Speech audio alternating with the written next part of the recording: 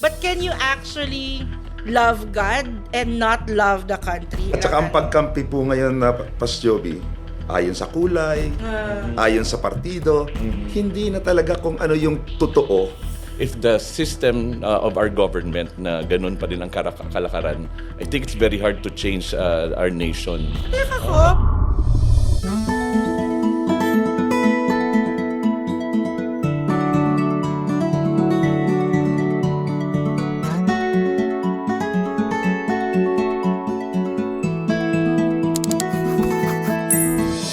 As a nation, we continue to wrestle with many challenges. Rising costs of living, political tensions, moral confusion, and growing division among people. Yet, every June 12, we celebrate our freedom as a nation. But here's a question worth asking. Malaya na nga ba talaga tayo? Beyond our independence from foreign rule, are we truly free from fear, corruption, selfishness, and hopelessness? And as Christians, what does it mean to love our country without losing sight of our greater citizenship in God's kingdom? This is Just Jovi, a podcast where every story matters, every season has purpose, and every truth is viewed through the lens of Scripture. This is a safe space to speak freely, but it's also a sacred space where our stories meet God's Word, our perspectives are realigned with His truth, and our plans learn to surrender to His purpose.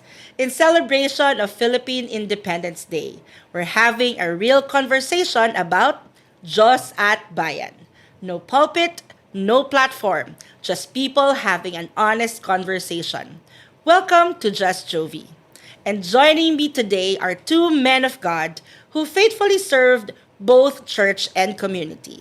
From JIL Singapore, Pastor Edgar Robles, and from JIL Iloilo, Pastor Stanley Flores. Hello po mga pas. Hello po. Kamusta po? Good day po. Good day po. So before we talk about loving our country, let us first be honest po, no, where our country is now. Kasi we started in KKB. Kayo po, Pas, anong year kayo nag-start na KKB? Ilang taon po kayo noon? Like many years ago, diba? 15, 16 years old. I think, I remember parang mga rallies from the start, diba? Parang na-experience natin. Marami na tayong pinagdaanan in terms of fighting for our country. So, thinking back nung first tayong, parang feeling ko kasi ang dami nang nagbago. From the time na nag-start ka na meron, syempre parang before nung nag-start tayo na fighting for our country, like yung mga rallies, or parang anti-pornographies, mga ganyan. From then to now, ano na yung parang naging different or parang nagbago? Parang feeling ko ang dami nang nagbago. From the time na nag-start tayo fighting for our country to now, na we're still fighting for our country.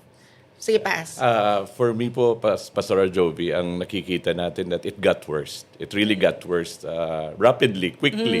Kasi po, naalala ko mga NBN-CTE deal, controversy, meron po maraming corruption cases in the past. Para po bang ang liit noon compared ngayon. Ngayon, ano na, talagang kitang-kita ng taong bayan. Very, very obvious, especially with the Meleta scandal. Nakikita ng taong bayan na sobra-sobra na talaga. Iba na. Ngayon, noon narinig natin 2%, 3%. Ngayon, 20%. Saka parang dati, parang patago. Patago. Ngayon, parang Medyo may hiya pa. nahihiya pa ng konti. Kahit konti. Ngayon, iba na. Wala na. no? Iba na talaga. Iba na yung Sobra-sobra na po talaga. Kayo po, Pastor. Yeah, I agree with Pas Stanley na talagang ang laki na po ng ipinagbago and mas lumala. And especially with the people in the government na dati medyo makikita mo pa yung pangingimi at medyo hiya. Ngayon, mismong sa matataas na institusyon ng gobyerno, hindi na po nahihiyang i-bend ang law. Tama. Malungkot ito pero isa ito sa mga worst na senaryo na nakikita natin. Dati pinaglalaban natin ang katotohanan, katarungan, katwiran. And many people are joining us, at talagang very passionate. Ngayon, dahil sa mga nangyayari, hindi na rin maintindihan ng mga tao. Nasaan na ba tayo? Asaan na talaga ang totoong totoo? Parang ang hirap ng parang totoo bang nangyayari ito? Yes, Parang gano'n. absolutely. May gano'n. Sana panaginip lang eh, no? Panaginip lang na hindi siya nangyayari Yeah. talaga.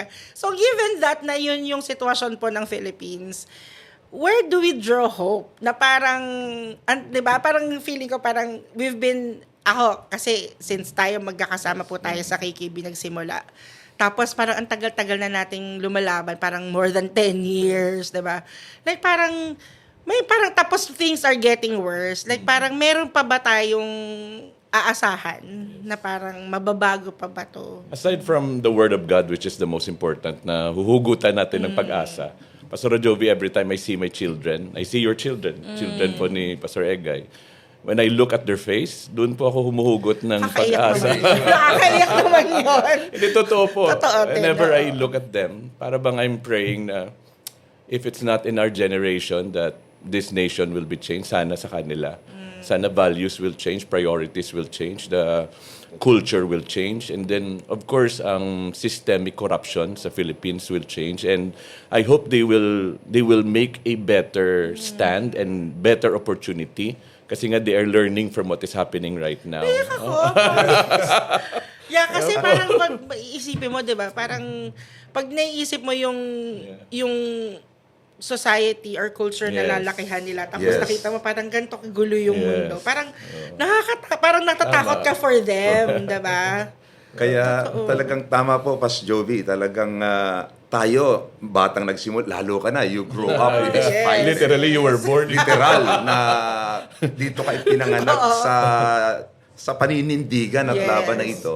I recall Pastor Jovi, tayo nung sa KKB days, yung talagang edad natin nung 5 years, kasi medyo bata pa rin tayo. But isa sa motivation natin that time, pag nagkapamilya ako, nagkaanak, lumalaban tayo noon para mabigyan ng magandang bukas at magandang Pilipinas sana yung ating mga magiging anak, magiging pamilya. But sadly talagang naging worse, pero hinuhugutan pa rin natin ng lakas. May Diyos na tapat. Na tapat noon hanggang ngayon na hindi tayo kinakalimutan. At Pastor Jovi, meron pa rin naman, hindi naman nauubos, totoo. ng mga right-thinking Filipinos. Mga kabataan na Meron bunga pa pa rin din. ng ating Kristiyanong kabataan para sa bayan na nagpapatuloy, naninindigan para sa tama, para sa kabutihan, para sa ipinaglalaban natin sa And Diyos yes, at bayan. tama. And that goes to my next question. Kasi, syempre, I think a lot of Filipinos din naman would say na mahal nila yung bansa. Mahal nila yung bansa. But the question is, what actually prevents? Kasi I think wala namang Pilipino yung magsasabi na ayoko tamang maging maayos yung Yes. Pilipinas. Ayoko maging, 'di ba, yung parang ganun. Pero like sa dami ng nagmamahal sa bansa, sa ating bansa, and I think a lot of Filipinos do and would say na mahal nila yung bansa. Pero ano yung siguro nagpe-prevent for us to really experience na talagang maging maayos ang Pilipinas? Ano yung pinaka-challenge natin as siguro individually or as a whole, as a nation, or bilang Pilipino? Ano yung parang pinaka-challenge na kailangan may ma-break, kailangan anong change? What do we need, kumbaga, para ma-experience natin yung Philippines na we all wanted? Ako po, Pastor Joey, I was given the opportunity to work in the Senate and also in the Philippine Congress. When I look at the horizon and the whole po, nakikita ko na sa church may mga pagkukulang, sa communities may pagkukulang, pero for me, it's really the systemic corruption na sa sobra-sobra. Kasi po, lahat na ginawa natin, in our end, ginawa na natin. But itong systemic corruption, it runs from the top going down. At kung ang system po ay ganun pa rin, ay hindi talaga mababago at mahihirapan talaga ang Pilipinas. Meron nga akong thinking minsan na talagang kung maging presidente ka ng Pilipinas, you're willing to die for it. Parang ganun talaga dapat Kasi you will break things talaga. So, we all know And marami kang kakaawayan din. Opo, diba? yun. Marami kang kalaban. Marami ka din Oo. kalaban. So, yun po. Ang sa tingin ko talaga na, of course, we do all the other things. Pero, if the system of our government na ganun pa rin ang kalakaran, I think it's very hard to change our nation at this particular time. Kay Pastor Edgar. That's right. Ano? At saka talagang kung titingnan natin, marami kasi talaga nang lumalayo sa talagang pinakapuso ng katotohanan Na sa panahon natin ngayon, kanya-kanya na silang katotohanan Yun ang mahirap. Yes. Kasi di ba, totoo yan. Tama ako, tama Yes. lahat tayo, tama. I mean, hindi na ginagalang. Sariling propaganda. Exactly. May sarili ding interest. Opo, yung At personal yung interest interest. mo, parang yung truth na gusto mong paniwalaan, nakabase doon sa prejudice mo, yung Totoo interest po. mo. At saka ang pagkampi po ngayon na Pas Joby, ayon sa kulay, ayon sa partido, hindi na talaga kung ano yung totoo for the good of the nation and the greater good of the people. Saka dapat hindi yung personality. Opo, yun. I think naging ano natin yun, no? Parang, even for example, like, di ba, parang Cory Marcos Yes, dati, yes. yung mga ganon, para bang pagka you're not with someone, you're with the other one.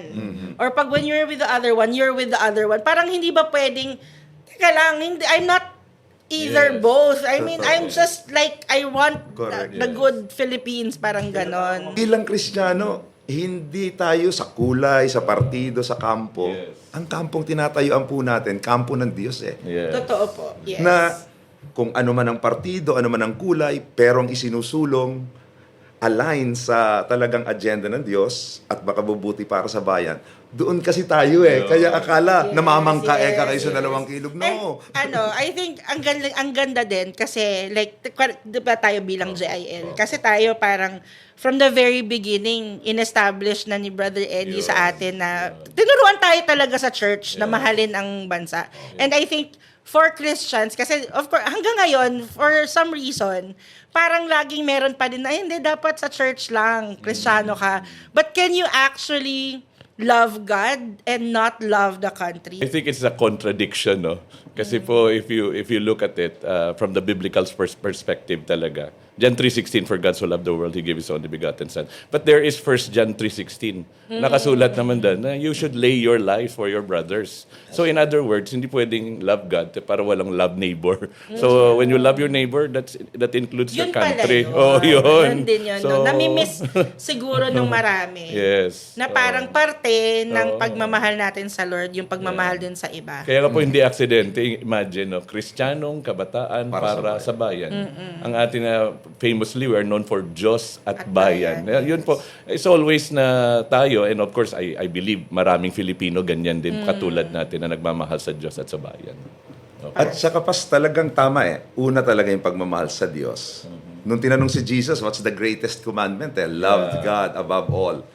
May sinunod siya And the second is like it. Ang ikalaway, katulad din ito, which is love your neighbor as yourself. So talaga pong kaakibat, mahirap pong sabihin mong Kristiyano ka, sa Diyos lang ako nagmamahal, wala kang pakialam sa nangyayari sa bansa, wala kang nangyayari kung ano man ang gawin nila na taliwas na sa salita ng Diyos at di ka namumove, mahirap po. In fact, tayo pa inutusan to pray for those who are in authority. Yes. Totoo din. Kaya, At saka kasi parang, like for example, syempre we love God.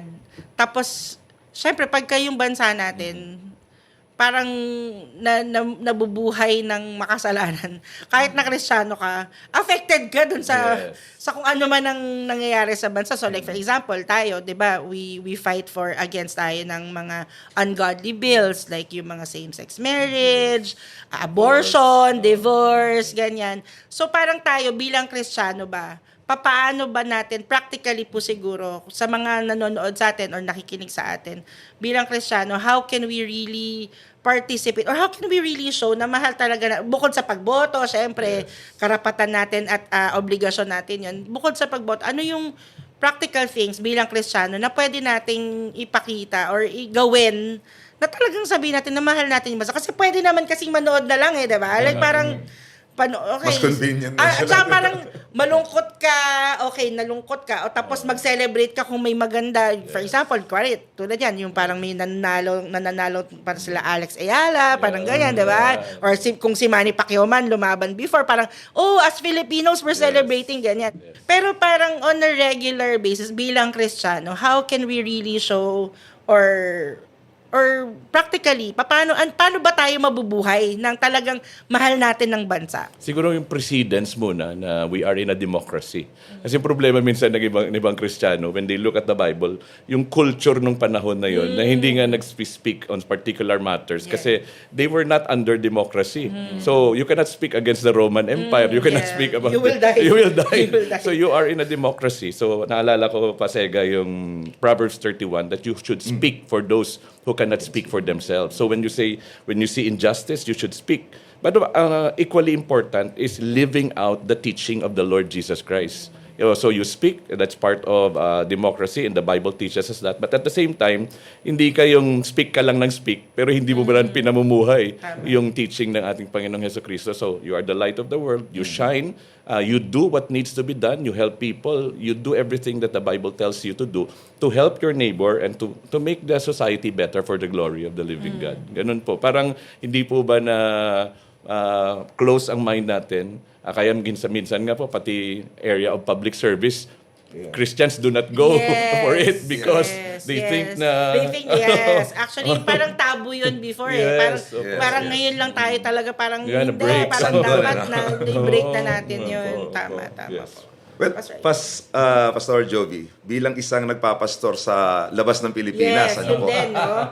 Especially, Singapore, or even other countries. Sa iba't iba pang mga bansa, ang isang ginagawa natin, bahagi ng ating pagpapakita ng pagmamahal sa bayan, we really educate our people sa ano na mga nangyayari na kalagayan ng bansa natin. Even over the pulpit, we tell them, hindi lang basta manalangin, kundi talagang gawin yung mga practical na bagay. Halimbawa, sa pagtatrabaho, gawin ng matapat, gawin ng maayos. Even yung personal mong work, Yes po. no? Tama. Kasi being light and salt Pag nakita yon ng mga nakapaligid sa atin, malaking impact din po Oh, ito pala yung mga Pilipino, etc.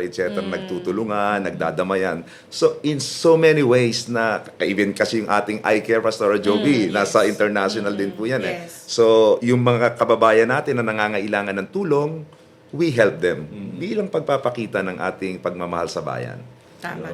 At bilang estudyante, Pas, anong masasabi niyo? Siyempre, for sure, ang daming nakikinig sa atin, mga students na nag-aaral pa lang. And people would say, parang bilang ako student, parang estudyante lang ako Ano naman ang, parang magiging contribution ko dyan. Parang yan. Actually, if you study our history, Del Pilar, Jose Rizal, lahat po sila, some of them were in their teens then when they were involved in the in nation building and 25 years old to lower than that. So in other words, mga kabataan, they are talaga nakikita na observe nila what is happening to the nation. And actually, the patriotism doon pinapanganak Do you think our youth has that, yung patriotism ngayon? Kasi parang, di ba, ako kasi parang feeling ko, parang that time nung college ako, ganyan, talagang, for some reason, very evident yung patriotism. I don't know now, like, sa mga nakakasalamuha po ninyo, parang, can we say na may pakialam sila? Or parang, hindi, gusto ko lang matapos ang school ko, tapos maging ibang bansa na ako, parang ganon. Parang ganon yung mga common conception ngayon But actually, observing from what is going on sa social media na lang kasi halos mga kabataan to, mga estudyante, I think very connected pa rin sila sa pagmamahal sa bayan. Na yung comments nila, talagang iba nang gagalaite. Bagamat kailangan ng gabay kasi yung iba talagang out of burst of emotion Opo, lang at syempre. galit. So sa mga estudyante at kabataan natin, una of course, mag-aral ng mabuti at huwag magpapa-impluensya sa mga maling pananaw at ideolohiya na alamin natin, talaga bang para sa bansa ang isinusulong nito? Sa kaibubuti ba ng lahat? Tama. Kasi ang problema hindi yung walang alam. Yes po. Ang problema yung ang daming information. Yun. So as a Christian, how do you filter that? Yun po. Na ano ba dapat yung papaniwalaan ko sa hindi ko dapat papaniwalaan? Ano yung ano yung dapat ipaglaban ko ng all out sa dapat para, teka lang, parang ano muna ako. No. When it is subversive, it is rebellion na talagang out of the question na yan, hindi na yan na sasamahan. And of course, kailangan po talaga ng education as Pastor Egay said. Kailangan pong maging wise and discerning, proper research, and hindi lang na dahil pamilya ko ganito, dito kami naniniwala, okay, ganun yan na Tama, talaga. yes. So ano Oo talaga, nga.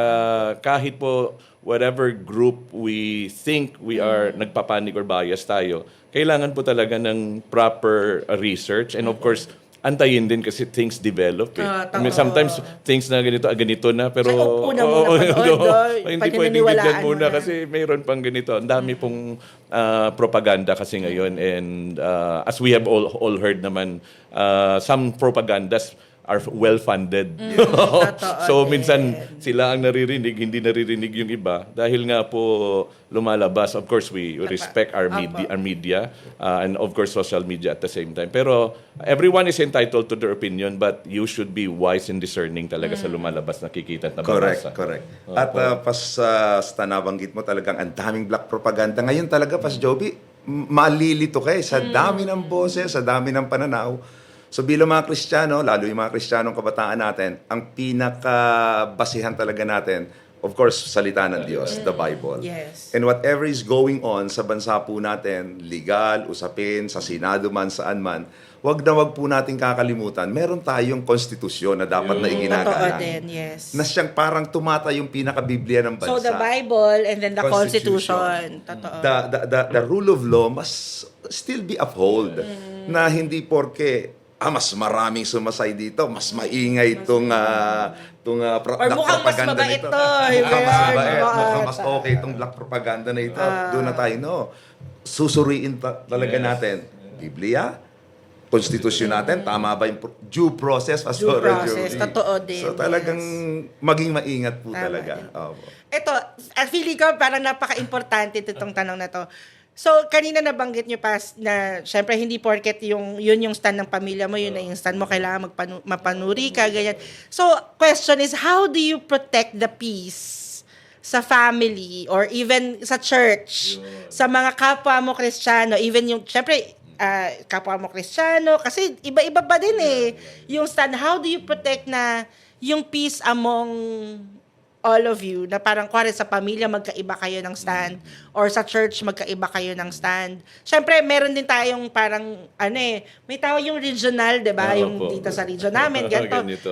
May napanood kasi akong isang pastor na nagsabi na parang pwedeng yung totoo sa iyo, hindi totoo sa akin kasi sa inyo ganito yung ginawa, sa amin hindi, parang ganun. So posible 'yon. So how do we protect yung pagiging Kristiyano natin? Na exemplify, syempre, of course, may fruit of the Holy Spirit, diba? Pero paano natin practically ipoprotect yung peace natin sa loob ng pamilya natin o sa loob ng church or with other Christians and other people with the different opinion na meron tayo? I think yung sa akin yung naisip ko talaga lagi with regards to family and even churches and communities. If I push my agenda, will this be beneficial for the family, for the community, for the church? Kasi po minsan, we are too passionate to push our own beliefs and ang pananaw natin na hindi natin tinitingnan that it could break relationship. Yes. Parang ang ganito po, we have different politics and opinions, but at the end of the day, we deeply care for one another. Yes. Yun yung priority pa rin. So, Dapat yun pa rin yung core. Yun pa rin, no? Yes. Para bang, alam naman natin, ang dami ng magkaibigan, naghiwalay. Yun nga. Ang daming Kahit pamilya. Pamilya. Unfriend, ganyan. Pwede na black Sana pa, sorry. black pa, diba? Paano Lagi ko kami- sinasabi that we have different politics, but we still deeply care for one another. Dapat, yun yung priority. Kasi Correct. the greatest commandment, sinabi mo Yes. Love pa rin Yun pa rin yung priority ng lahat. And then, healthy discussion. Healthy discussion, but walang away. You agree to disagree. You can Oo, agree yeah, to that's disagree. it, that's it. Kaya lang kasi may mga tao na nagsasabi na parang if you like the other one, it's moral, kumbaga it's your moral value, so dapat hindi na ako makipagkaibigan sa'yo kasi iba yung moral values mo. How do you take that? Paano po yun? Well, yun nga, katulad po na binabanggit niyo, Pastora, we can agree to disagree. Kasi talagang hindi pwedeng sa lahat ng pagkakataon, parehas kayo ng channel, parehas kayo ng opinion, magkaiba man kayo ng pananaw, pwede pa rin namang manatili ang paggagalangan at respeto at pagiging mahinahon. Diyan ka? Okay. Dito ako? Pero may mga hindi pwede kasi talagang ikompromiso pagka absolute truth of the word of the Lord. Ibang usapan na, non-negotiables. Yes, totoo. Let's still remain respectful. Yes, that's right. Especially bilang Kristiyano. Opo, no? respectful. Parang nawawala kasi Wala na yun eh. yung prutas ng banal na spirito. Pagka masyado ng mataas ang emosyon. Pero labeling. Labeling. Avoid yes. natin yung labeling po. Kasi Labeling. kasi parang tingin natin kaaway na kaagad. Totoo. Saka parang, yun nga yung kasi ina-anchor mo, yung pagmamahal mo sa bansa sa pagmamahal mo sa Lord. Yes. So, totoo din naman, we hate the sins, Yes, and all that. yes. Pero parang, to say na mahal mo yung bansa mo, and then makikipag-away ka sa iba, Yes. just because meron kang, dahil ito yung alam mong totoo at tama. Tama. Parang dinidisagree na din nun yung values mo bilang Kristiyano. Kasi minsan ang tanong na sa kabila kung nag-aaway na, is he still a Christian? Totoo. Kristiyano pa ba siya? I really don't like politics. As in, nakaka-depress. It's depressing.